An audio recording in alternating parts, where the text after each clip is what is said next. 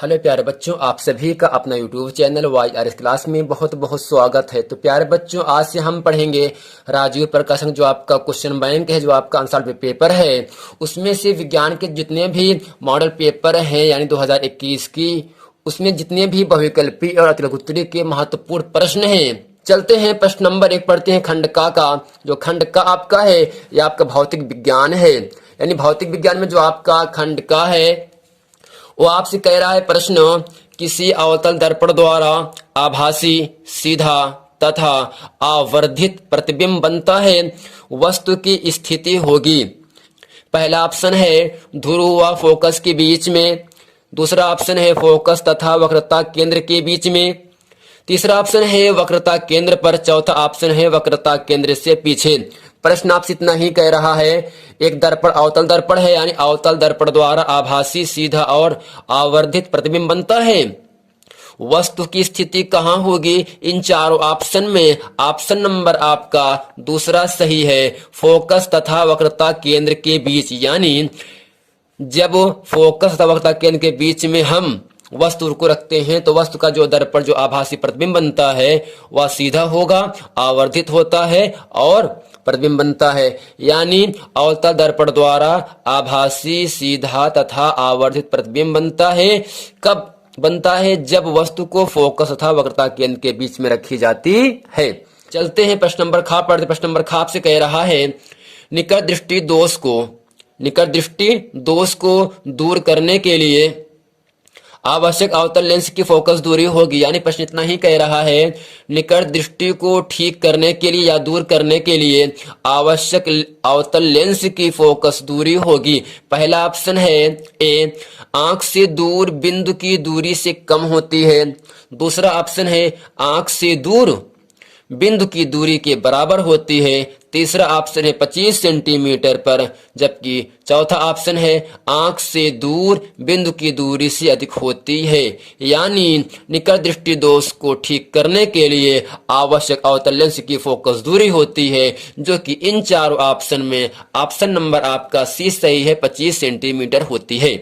यानी यदि किसी व्यक्ति के आंख में निकट दृष्टि दोष है तो उसकी जो अवतल लेंस की फोकस दूरी होती है वो 25 सेंटीमीटर पर होती है। ठीक, यानी 25 सेंटीमीटर दूरी होती है किसके लिए? निकट दृष्टि दोष को ठीक करने के लिए अवतल लेंस की फोकस दूरी होती है। प्रश्न नंबर ग आपसे कह रहा है, विद्युत आवेश का मात्रक है। विद्युत आवेश का मतलब चार्ज, विद्युत का मतलब होता है क्या? बिजली होता है। क्या होता है? बिजली। पहला ऑप्शन है जूल, दूसरा ऑप्शन है कूलाम, तीसरा ऑप्शन है वोल्ट, चौथा ऑप्शन एम्पियर। क्या है? एम्पियर है। यानी यहां से इतना ही कह रहा है, विद्युत आवेश का मात्रक होता है।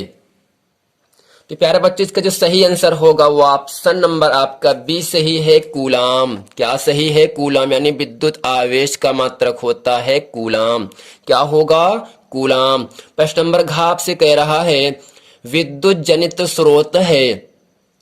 ठीक, जनित का मतलब होता है जनरेटर। क्या होता है? जनरेटर। यानी विद्युत जनित स्रोत है, यानी जरिया है। पहला ऑप्शन है विद्युत ऊर्जा का, दूसरा ऑप्शन है विद्युत आवेश का, तीसरा ऑप्शन है यांत्रिक ऊर्जा का, चौथा ऑप्शन है इनमें से कोई नहीं। यानी प्रश्न इतना ही कह रहा था, विद्युत जनित स्रोत है किसका है? विद्युत ऊर्जा का है, विद्युत आवेश का है, यांत्रिक ऊर्जा का है, इनमें से कोई नहीं। यानी इसका जो सही ऑप्शन है वह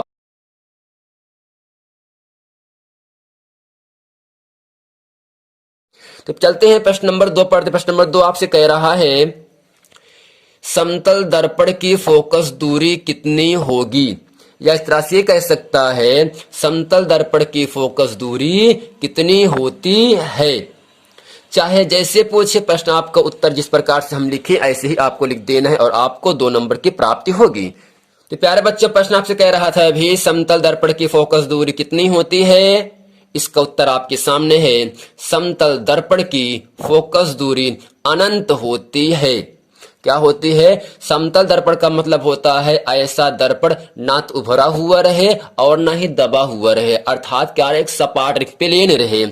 ठीक, यानी जो समतल दर्पण होता है उसकी जो फोकस दूरी होती है वो आपका क्या होता है, अनंत होता है।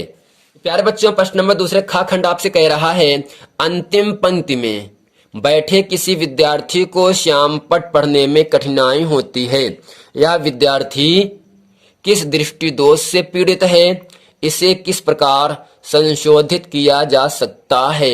यानी आपसे इतना ही कह रहा पर समझने के लिए आपको समझा रहे हैं।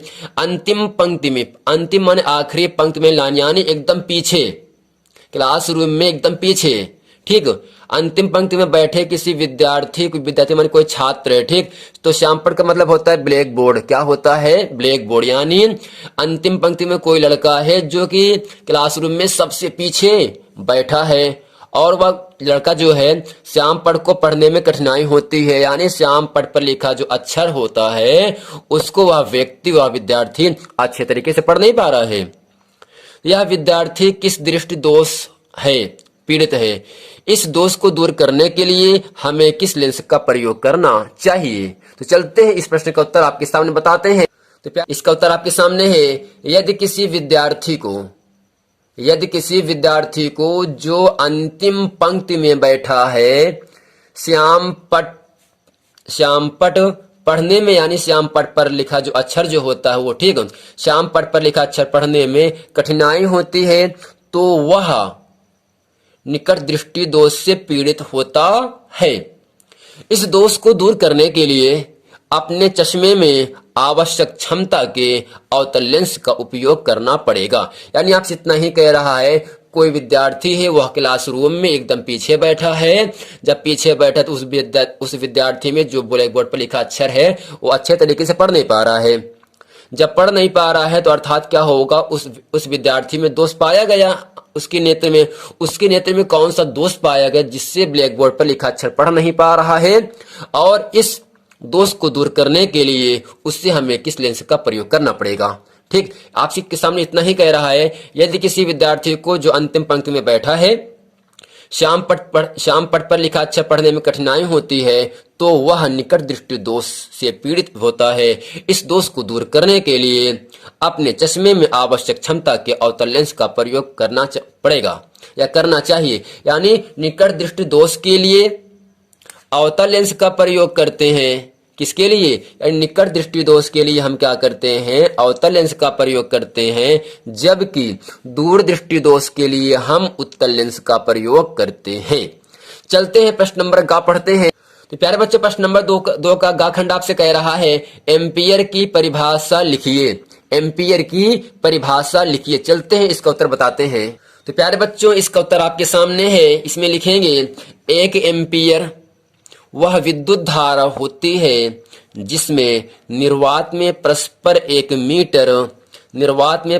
1 मीटर की दूरी पर स्थित दो समांतर चालकों में प्रवाहित करने पर चालकों की प्रति मिनट लंबाई पर 2 × 10⁻⁷ न्यूटन का प्रतिकर्षण या आकर्षण बल उत्पन्न करता है। यानी आपको इतना ही समझना है, एम्पियर क्या होता है, ये आपका विद्युत धारा का मात्रक होता है। धारा का मतलब करंट होता है। क्या होता है, करंट होता है। यानी जो विद्युत धारा होता है उसका मात्रक होता है एम्पियर। अब प्रश्न ये कह रहा है, एम्पियर किसे कहेंगे हम, तो इसको आपको समझना है। एक एम्पियर वह विद्युत धारा होती है जिसमें निर्वात का मतलब जहां पर वायु ना हो, यहाँ पर हवा ना हो, जिसमें निर्वात में परस्पर 1 मीटर की दूरी पर, निर्वात में 1 मीटर की दूरी पर स्थित 2 समांतर चालक निर्वात रहे और 1 मीटर की दूरी पर 2 समांतर चालक रहे। यानी निर्वात में 1 मीटर की दूरी पर 2 समांतर चालकों में प्रवाहित करने पर चालकों की प्रति मिनट लंबाई पर 2 × 10⁻⁷ न्यूटन का प्रतिकर्षण या आकर्षण बल उत्पन्न करता है, जिसे हम एक एम्पियर कहते हैं। तो प्यारे बच्चों, उम्मीद करते हैं ये पूरा वीडियो आपको पसंद आया होगा। अगर वीडियो पसंद आए तो वीडियो को लाइक करें, कमेंट करें, सब्सक्राइब करें, ताकि आने वाला वीडियो आप तक आसानी से पहुंचता रहे।